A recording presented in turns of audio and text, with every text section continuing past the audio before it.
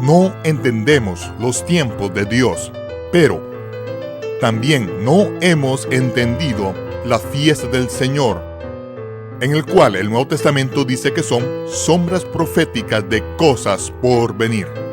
Las profecías en las fiestas del Señor, presentado por Michael Root. Shalom, este es Michael Root desde los jardines arqueológicos de Ofel, en el monte del templo, en el monte Moriah, en Jerusalén. Cuando Yahshua habló con la mujer samaritana que estaba sacando agua de un pozo en las afueras de la ciudad de Shechem, a unos 35 kilómetros al norte de aquí, ella le hizo una pregunta teológica que era motivo de una gran controversia entre los judíos y los samaritanos. Tenía que ver con adoración en el monte Gerizim, según dice el texto samaritano corrupto, o aquí en el monte Moriah.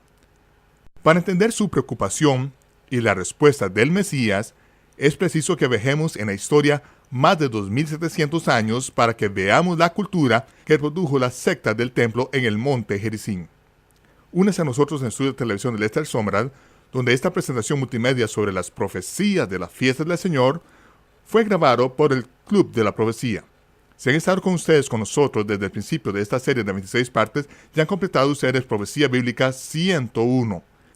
Esto es Profecía Bíblica 201. Y ahora, veamos el episodio número 18 de una serie de 26 partes sobre las profecías en la fiesta del Señor. No seáis ignorantes de esta cosa. Por causa de los pecados de Jeroboam, por haberse dedicado a adorar a otros dioses, olvidándose de la fiesta del Señor, entonces las 10 tribus del norte fueron dispersadas por toda la faz de la tierra. ¿Cómo lo hicieron? Salmanasar, que era el emperador del imperio asirio, descendió y conquistó las 10 tribus del norte, llevándoselas cautivas y esparciéndolas por todo el imperio asirio. No todos ellos fueron llevados cautivos. Quedaban aún grupos aislados de personas que vivían en la tierra y eran israelitas. Pero entonces Salmanasar llevó personas que había conquistado de la tierra de Sumer. Llevó a esos sumerios a la región de las 10 tribus del norte, haciéndoles responsables de los negocios, de los viñedos y de las granjas, volviendo a poblar aquella región y entremezclándola con los israelitas que habían permanecido allí. Pero surgió un problema, que los leones se estaban comiendo a las personas. Y Salmanasar pensó que el pueblo no había contar con el favor de los dioses de la tierra, de modo que lo que hizo fue volver a llevar a la tierra a algunos de los sacerdotes de Israel para que enseñasen al pueblo acerca del Dios de la tierra, del Dios de Abraham, de Isaac y de Jacob. Pero no hizo que enseñasen toda la verdad. Y hasta el día de hoy, los judíos reconocen la Torá de los samaritanos como uno de los textos más antiguos de la Torá en toda la tierra. De hecho, este año pasado pasamos el principio de la fiesta de los tabernáculos con los samaritanos en el monte Gerizim. Ese día sacaron este antiguo texto de la Torá, que es de varios cientos de años antes de la era común. Pasamos mucho tiempo con ellos discutiendo de ese texto de la Torá y descubrimos que hay 287 diferencias entre el texto samaritano de la Torá y el texto de la Torá que han conservado los judíos. Los samaritanos utilizan el antiguo paleohebreo, no los caracteres babilónicos más modernos con los que estamos familiarizados y que acostumbramos a considerar hebreo. Eso es lo que usan los judíos hoy. Pero los samaritanos usan el antiguo paleohebreo y esta es la lengua que está escrito en el texto de su Torá. De hecho, todas sus Torás, que han sido todas escritas a mano, están escritas en el antiguo paleohebreo. Las mezuzás colocadas sobre sus puertas están todas ellas en antiguo paleohebreo, que pueden leer con soltura incluso hasta la fecha. Pero estas 287 diferencias fueron los que Salmanasar hizo que introdujesen en escena aquellos sacerdotes, porque lo que estaba haciendo era crear una religión que encajase bien con el gobierno del imperio asirio. Recordarás que esto encaja muy bien con lo que también hizo Constantino. Así que creó una religión estatal que era la que practicaban los samaritanos. Pero ¿por qué los judíos no se tratan con ellos? Porque saben que son gentiles y que en el mejor de los casos se han casado con y llevan parte de la sangre de los israelitas, pero en general son gentiles y no guardan la Torá.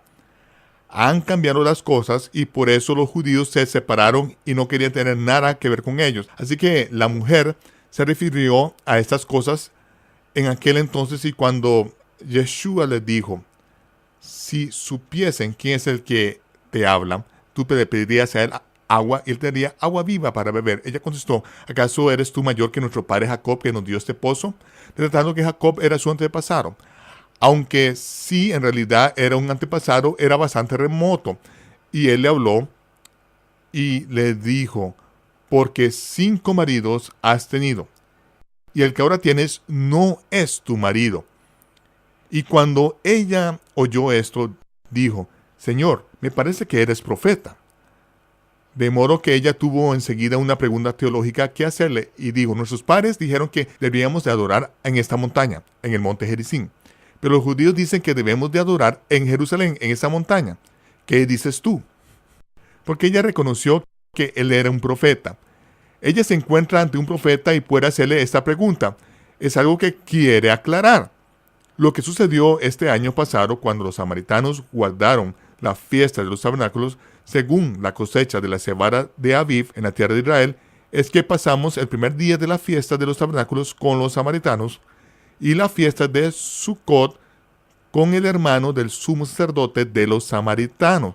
En su sala de estar había unos 30 o 40 personas, todas reunidas, incluyendo a los 3 hijos de los sumos sacerdotes de los samaritanos. Con nosotros había personas que hablaban el hebreo con fluidez, así como el árabe, y algunos de nosotros hasta hablaban casi con fluidez el inglés. Y sucedió que al empezar a sacar detalles del calendario, sacaron el texto de la Torá y empezamos a estudiarlo. Vimos que el 10º mandamiento, según el texto de los samaritanos, decía de esta manera, adorarás en el monte Gerizim. Habían cambiado literal y completamente el texto de la Torá porque ahora tienen un gobierno estatal eclesial mediante el cual animan a la gente a separarse y tener su propia religión, y es decir, en el monte Gerizim es donde debéis adorar. Eso es lo que dice el texto de los samaritanos hasta el día de hoy, y ella lo está tratando con él. Nuestros padres dicen esto, y es lo que dice nuestra Torá. ¿Qué dices tú? Tú eres el profeta. De modo que él comienza a tratar ciertas cosas con ella, y ella piensa, este es el Mesías. Este es el Mesías. Me ha dicho todo lo que he hecho en mi vida. Y está tan emocionada que se va enseguida y regresa a la ciudad tan rápido como puede llegar allí. Y cuando llega comienza a decírselo a la gente, a los hombres de la ciudad. Este hombre al que acabo de conocer junto al pozo es el Mesías. Me ha dicho todo lo que he hecho en mi vida.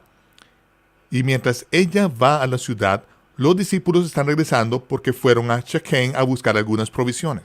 Ahora, al llegar junto al pozo, están preparando bocadillos allí para todo el mundo y le dan un bocadillo al Señor y él les contesta, no gracias, yo tengo carne que comer de la que vosotros no sabéis. Y ellos le contestaron, pero ¿es que alguien te ha traído algo de comer? Mientras miran a su alrededor, hace una hora estaba muerto de hambre, pero ahora no quieres comer. Y él respondió, mi alimento es hacer la voluntad del que me envió. Ellos no han visto lo que él ha visto, lo que ha pasado, porque están de espaldas a la ciudad. Ellos han llegado hasta allí y él les dice, no digáis que aún faltan 4 meses para la siega. Porque literalmente, desde el momento que salen de Jerusalén, faltan 4 meses hasta que comience la cosecha y la fiesta de los tabernáculos tiene lugar en otoño. No digáis que faltan aún 4 meses hasta la cosecha. Yo os digo, alzad vuestros ojos y mirad los campos porque ya están blancos para la siega. Y él está mirando hacia atrás a aquellos hombres de Shechem que están saliendo. Aquellos gentiles están saliendo con sus jalabeas blancas y sus turbantes meneados por el viento. Toda la ciudad está saliendo y él lo está viendo. Y es como si todo un campo estuviese yendo hacia ellos, todo blanco. Y él está muy emocionado porque sabe que están saliendo porque quieren ver al Mesías y él podrá hablarles a aquellos gentiles.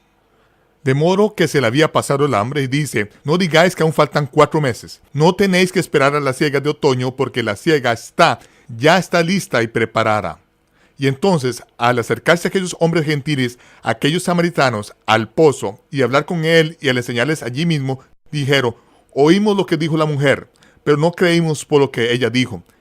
Hemos escuchado con nuestros propios oídos las palabras de tu boca, y sabemos que tú eres el Mesías. Tú eres el Mesías. Ellos lo sabían, aquel era el Mesías, y dice que él, el Mesías, se pasó 2 días con aquellos gentiles. 2 días, dice, yendo 2 veces a la ciudad de Shequem, pasando 2 días con aquellos gentiles, y a continuación se fue y regresó entre su pueblo. ¿Qué es esto? ¿Te acuerdas de Pedro en relación con la venida del Señor en los últimos días, cuando serán a propósito ignorantes y se levantarán burladores en la iglesia diciendo: ¿a dónde va a venir la promesa? ¿De dónde sale esta promesa de la venida del Mesías? Estarán dispuestos a ignorar. A propósito, el hecho de que Dios hizo el mundo temblase en los días de Noé y hará que tiemble de nuevo, pero Dios no es remiso respecto a sus promesas de juicio. Él es paciente, aunque no está dispuesto a esperar mucho tiempo porque tiene un plan. Pero Pedro dijo después: no ignoréis esta sola cosa. Un día con el Señor es como un milenio, y un milenio es como un día. 1000 años son un milenio, y el Mesías, después de que los gentiles confesasen que él era el Mesías, pasó 2 días, 2 veces dice, pasó 2 días con ellos, y a continuación regresó a Galilea. Esa es la imagen de lo que pasó desde el día de Pentecostés, cuando estuvo disponible para añadirla totalmente injertada en los parientes, no solo en los prosélitos, sino en los parientes consanguíneos del Mesías. Y entonces, al final del verano, vamos a ver cosas, porque vamos a estudiar la fiesta del otoño del Señor en sus cumplimientos intermedio y final.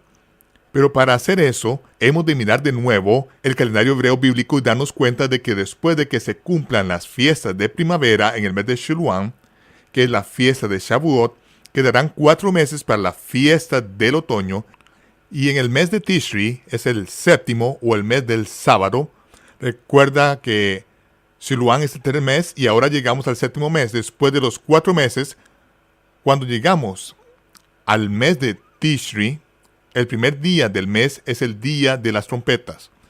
Y eso empieza con el mes de Shabbat, el de la fiesta. Pero la realidad es que la preparación empieza mucho antes, porque sabemos que cuando llega el primero, faltan 10 días para el día de la expiación. Y después del día de la expiación, si vives en la región del norte, es preciso que te dirijas a Jerusalén enseguida para que puedas llegar para el día 14 a fin de poder construir un sukkah, un tabernáculo, un pesebre en el que debes de vivir por 7 días. Es preciso que llegues de antemano y cuando vayas a la fiesta deberás llevar 1/10 parte de tus ganancias de la siega de ese año.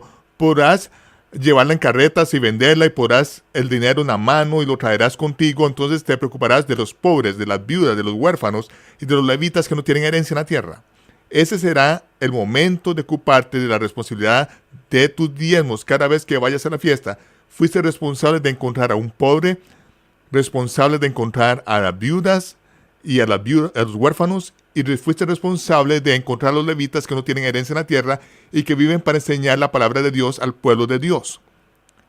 No llevaste tus diezmos a un lugar llamado el almacén, que no es realmente algo que exista en Jerusalén.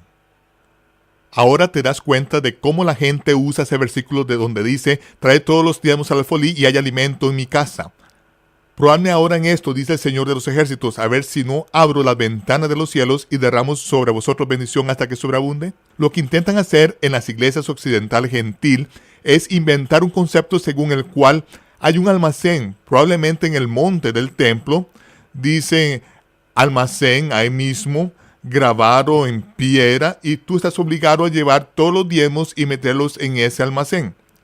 El motivo por el que debes hacerlo es que no eres capaz desde el punto de vista espiritual de encontrar viudas, huérfanos y levitas que no tienen herencia en la tierra, por lo que tienes que llevarlo todo, dejarlo allí, y los que son espiritualmente maduros pueden coger tus diezmos y hacer con ellos lo que sea apropiado, mientras construyen catedrales de cristal en honor a su gloriosa habilidad como predicadores, o pueden comprarse sus propios Rolls Royce y jets y llevar relojes de diamante Rolex en su espectáculo de televisión. Pero es preciso que lo lleves allí porque si no lo haces, Dios te va a maldecir con una maldición y va a tener cáncer, hará que te mueras antes de tiempo.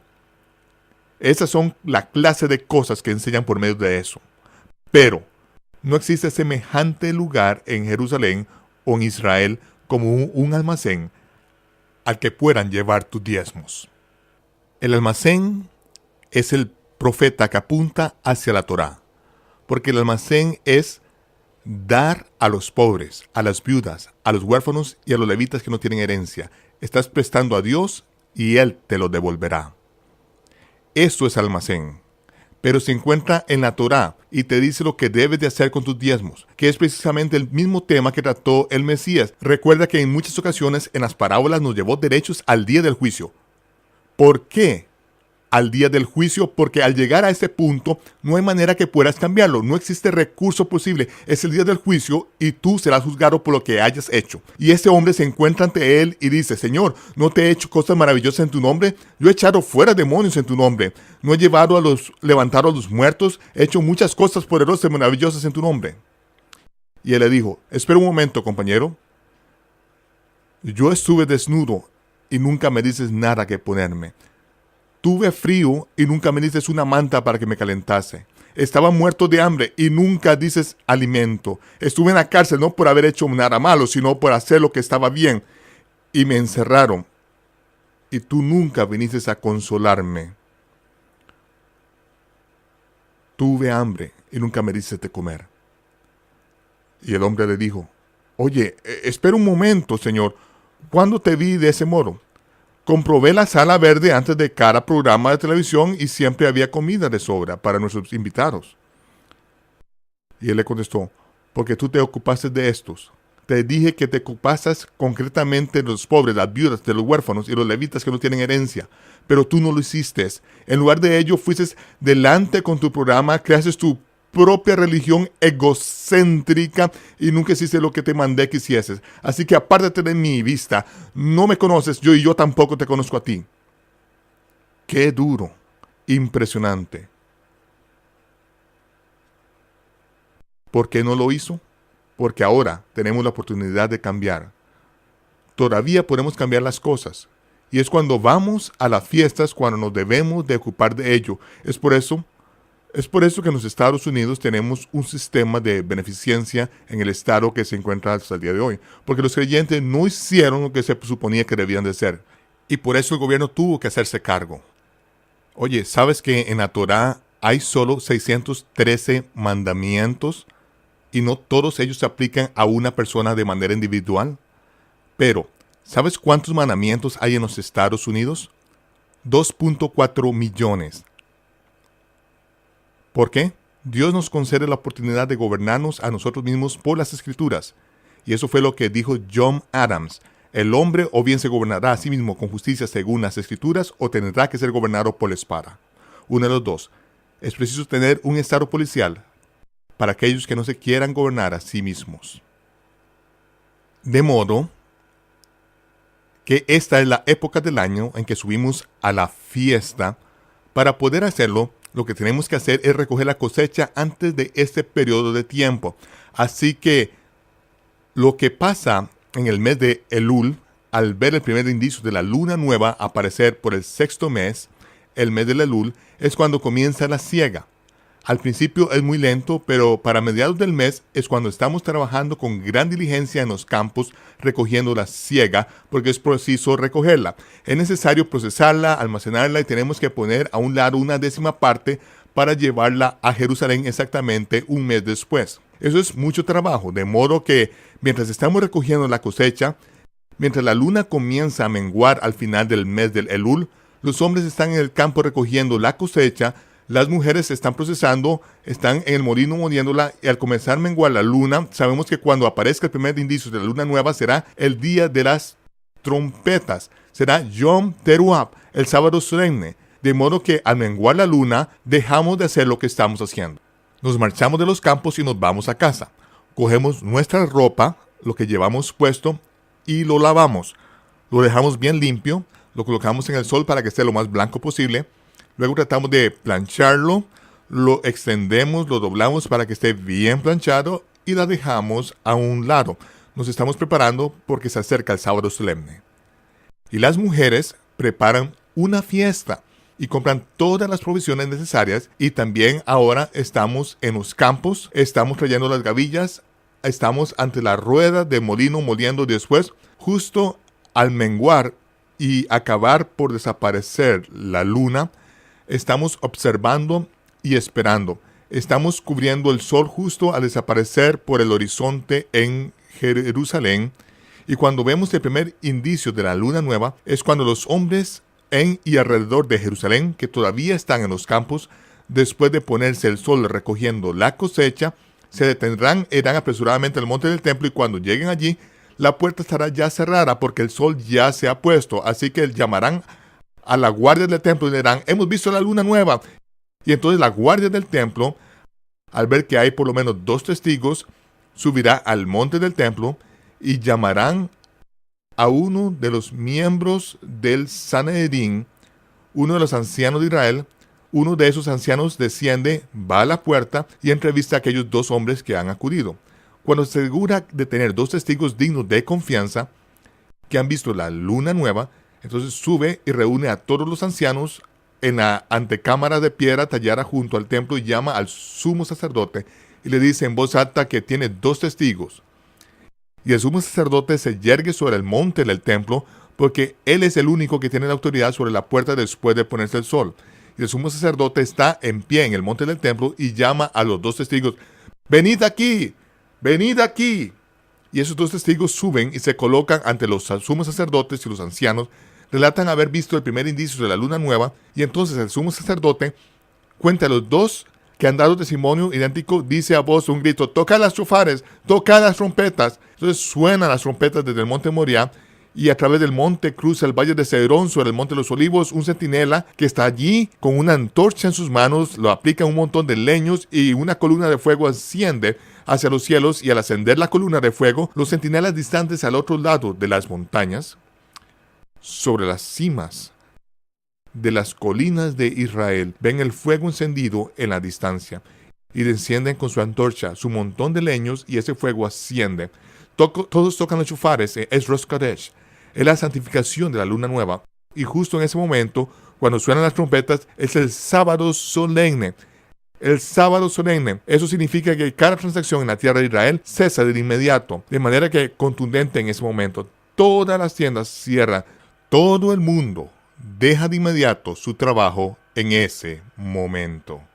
En el momento en que suena la primera trompeta en el monte del templo, en ese mismo momento es un sábado solemne y santo.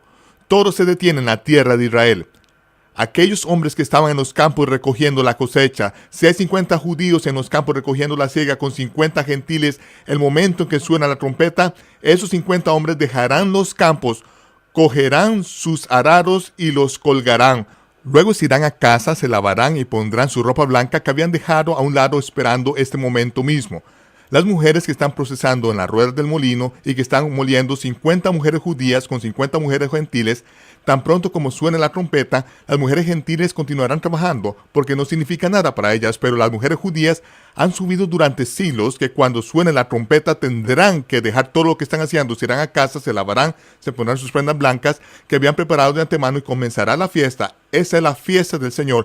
El día de trompetas es Yom Teruah, el día de la fiesta que cada año tiene lugar en un día y una hora que ningún hombre sabe. Y si no se han preparado por adelantado, si no han lavado sus prendas y las han dejado a un lado, cuando suena la trompeta será demasiado tarde, se lo habrán perdido, se habrán perdido la fiesta y no será posible prepararse, habrá quedado atrás. ¿No les suena familiar? Cuando el Señor estaba hablando con sus discípulos, le preguntaron: ¿cuál será la señal de tu venida? ¿Cuándo será el fin del siglo? Y les dijo todas estas cosas diciendo: 2 hombres estarán en el campo, el uno será tomado y el otro dejado. 2 mujeres estarán moliendo en un molino, una será tomada y la otra será dejada. No estaba diciendo que el 50% de los habitantes del planeta Tierra vayan a ser llevados en un rapto. Si fuese uno llevado y otro dejado, sería el 50%, pero no es Es lo que se estaba diciendo. Lo que estaba comunicándoles era que algo que habían estado practicando cada año en su venida durante miles de años. Cada año se preparaban cuando comenzaba a menguar la luna, y cuando aparecía el primer indicio de la luna nueva era el sábado santo y solemne, el día de las trompetas. Cuando sonaba aquella trompeta, si no se habría preparado por adelantado, se lo perderían. Ese es el ensayo que Dios ha preparado para nosotros, y si preguntas a cualquiera en la comunidad judía ortodoxa de qué trata el día de las trompetas, te contestarán con una palabra. Si no saben nada más, al menos sabrán que era el día de la resurrección. Michael Rood regresará en tan solo unos momentos. Hemos empezado a examinar las imágenes como sombras grabadas de la fiesta de otoño del Señor relacionadas con Yom Teruah, el día de las trompetas. Ustedes habrán empezado ya a entender el significado profético de esta fiesta, y en nuestro próximo episodio, su comprensión habrá llegado a un nivel mucho más profundo al fijarnos en un detalle de cómo esta fiesta, que tuvo su origen en el monte Sinaí, y la interpretación particular del Mesías de esta fiesta, no tendrá su cumplimiento hasta el día o el milenio del Señor. Les invitamos a que se unan de nuevo a nosotros la próxima vez cuando les llevaremos al monte Sinaí para que escuchen el sonido de las trompetas en el episodio 19 de esta serie de 26 partes sobre las profecías de la fiesta del Señor, el día de las trompetas, un día que ningún hombre conoce. Este es Michael Rood, que se despide de ustedes desde Jerusalén deseándoles shalom, paz. Les veré cuando se disipe el humo.